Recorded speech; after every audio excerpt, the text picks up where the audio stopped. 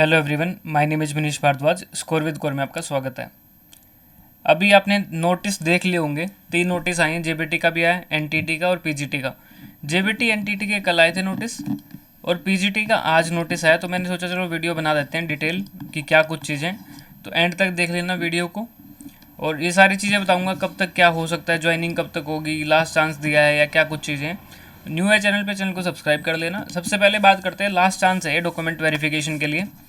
तो आप ये सोच रहे हो कि इतने ज़्यादा चांसेस क्यों आ रहे हैं ना, why they are giving so many chances, इतने चांस क्यों दे रहे हैं। तो उसका रीज़न ये है, चंडीगढ़ में कोई भी पेपर होता है, लाइक पुलिस कांस्टेबल पेपर होते हैं या क्लरिकल के होते हैं या अदर डिपार्टमेंट में कोई भी पेपर होते हैं, किसी भी पेपर में डॉक्यूमेंट वेरिफिकेशन में कोई भी उनको प्रॉब्लम नहीं होती है। ठीक है, ये पहली बार ही दिखा है कि डॉक्यूमेंट वेरिफिकेशन की लिस्ट आती है कि इनके पास ये नहीं है। सिर्फ ये टीचिंग एग्जाम्स में ही हो रहा है। तो चंडीगढ़ गवर्नमेंट वालों के लिए ये बिल्कुल न्यू चीज़ है, इसलिए वो बार बार आपको बुला रहे हैं या बार बार आपको नोटिस दे रहे हैं कि एक आप ठीक कर लो या कुछ।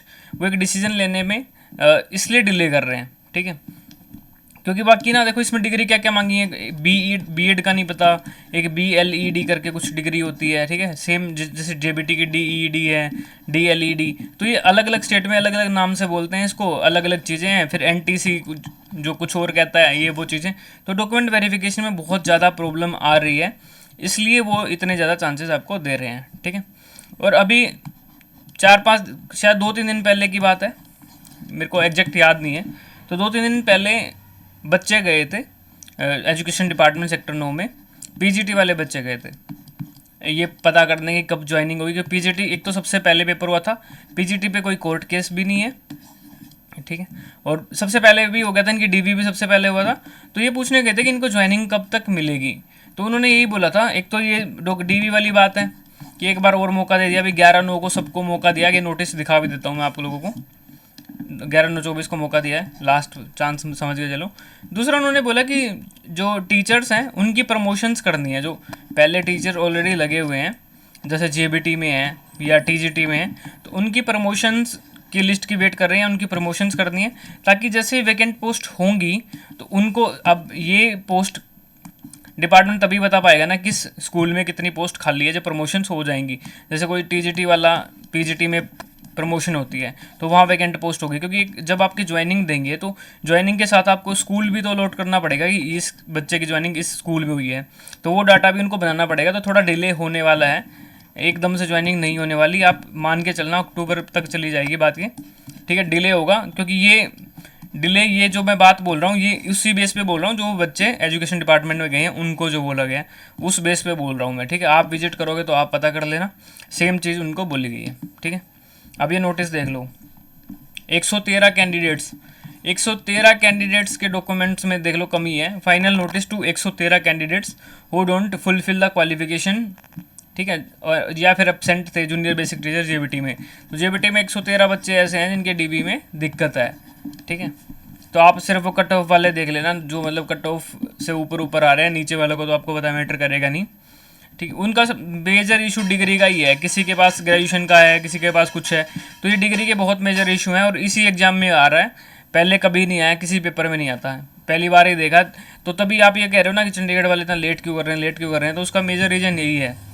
ठीक है, चंडीगढ़ से क्लर्क का, वुमेन एंड चाइल्ड डिपार्टमेंट में क्लर्क का हुआ था पेपर, आपसे तो कितनी बाद हुआ है। उसके बाद कांस्टेबल का पेपर मार्च में हुआ था, ज्वाइन तक कर गए हैं बच्चे।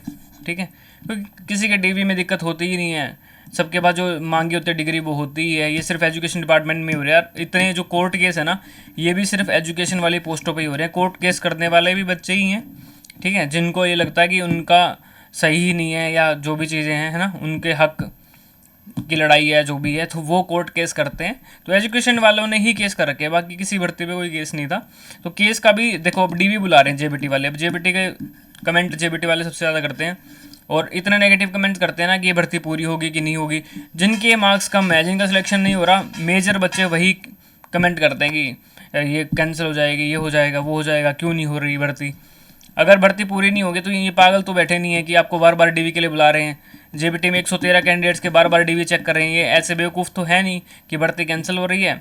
सरकार को सब पता होता है कि कौन सा केस की में क्या इशू है क्या नहीं। पहले भी 2015 में भी सेम इशू था, फिर ज्वाइन करवा दिए थे। और एक चीज़ मैं और बताता हूँ, जेबीटी में 2015 का ही था वो आई थिंक, तो वो पेपर लीक हो गया था। तो अब आप बोलोगे लीक हो गया तो फिर कैंसिल क्यों नहीं भर्ती, तो वो पूरी इंटरेस्टिंग स्टोरी है, मेरे को भी जानने को मिली थी ये स्टोरी। तो मैं भी शौक था कि ये क्या ही स्टोरी है। 2015 में जैसे भर्ती वैकेंसी पूरी हुई, बच्चे ज्वाइन कर गए, फिर यूपी में ना कोई उनको कोई पेपर लीक वाला गिरोह पकड़ा गया उनसे। तो उन्होंने ये बोला कि हमने चंडीगढ़ वाला पेपर भी लीक करवाया था, और ये 2 साल बाद की बात है, 2-3 साल बाद उन्होंने ऐसा कुछ कबूला। फिर उसके बाद इसकी जांच हुई तो कोर्ट में इनका फैसला पेंडिंग पड़ा है अभी तक। इनको सिर्फ बेसिक सैलरी ही मिलती है, ठीक है, जो जेबीटी 2015 वाले भर्ती हुए थे, कोई इंक्रीमेंट लगा नहीं है। तो इनका भी कोर्ट में ही चल रहा है, तो कोर्ट डिसाइड करेगा कि इनको सबको बाहर करना है या क्या करना है। उनका खुद मामला फंसा हुआ है, क्योंकि वो पेपर लीक था और उसका पता 2-3 साल बाद लग रहा है कि पेपर लीक है, ठीक है। वैसे तो बंदे ज्वाइन करके सब कुछ बैठ गए थे, तो बाद में पता लगा, बाद में कुछ नाम आए या क्या हुआ, तो फिर उनको लगा कि यार अब किस किस बच्चे को ढूंढेंगे, 2 साल बाद थोड़ी ढूंढ सकते हो किसका क्या है क्या नहीं, है ना। तो ये चीज़ था। तो फिर भी देख लो वो ज्वाइन करके बैठे हैं, सब चीज़ें हैं। तो आपका तो कुछ भी नहीं है ना, कोई पेपर लीक है कि न्यूज़ है ना कुछ है, सिर्फ बच्चों ने केस करा हुआ है आलतू फालतू के, तो वो कुछ भी नहीं है। ज्वाइनिंग आपकी टाइमली हो जाएगी, जॉब मिल जाएगी आपको, ठीक है। इतना वेट कर लिया तो थोड़ा वेट और भी कर लो, इसमें कुछ नहीं होता।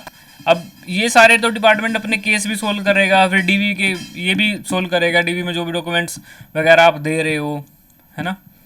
क्योंकि डिग्रियों का एजुकेशन में बहुत दिक्कत है, एजुकेशन डिपार्टमेंट में। और देखो आपने टीचर बनना है तो थोड़ा पेशेंस तो आप वैसे भी रखो ना, आप क्या ही बच्चों को पढ़ाओगे जब आप खुद ही ऐसे अड़बड़ाहट दिखाते हो, ठीक है। आप खुद टीचर बनने वाले हो। कमेंट में कई तो ऐसे देखता हूँ, बिल्कुल ही ऐसे बेबुनियाद कमेंट डाले होते हैं कि आप पता करो कोर्ट में क्या चल रहा है। किसी के पास इतना टाइम नहीं होता दूसरे के उसमें डालने का, जो इन्फॉर्मेशन मिलती है वो आपको प्रोवाइड कर दी जाती है, ठीक है।